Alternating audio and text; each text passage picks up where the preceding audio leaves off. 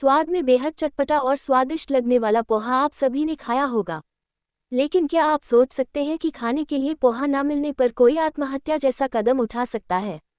जी हाँ, ऐसा ही अजीबोगरीब मामला ग्वालियर में सामने आया है, जहां नवविवाहिता ने अपने पति से पोहा बनाकर खिलाने की इच्छा जाहिर की।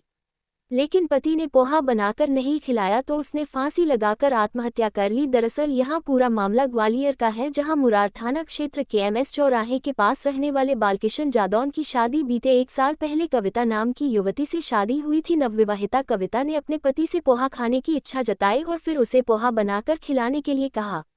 लेकिन जब कविता के पति बालकिशन ने पोहा नहीं बनाया, बल्कि उसे ड्राई फ्रूट खाने के लिए दे दिया, जिससे नाराज होकर पति से विवाद कर वहां दूसरे कमरे में चली गई।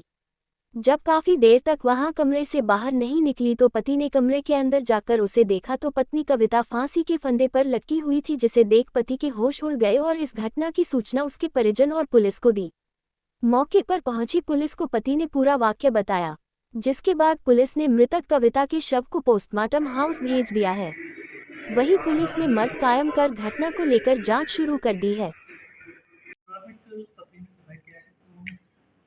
मुरार थाने में एक नवविवाहिता द्वारा फांसी लगाकर सुसाइड किया गया।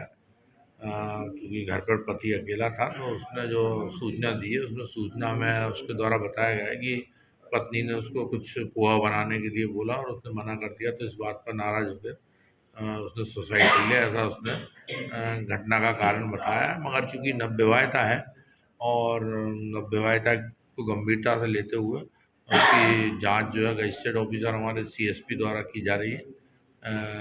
और उसमें जो भी तथ्य परिजनों के कथन के आधार पर जो तथ्य आएंगे उसके आधार पर अग्रिम कार्रवाई की जाएगी।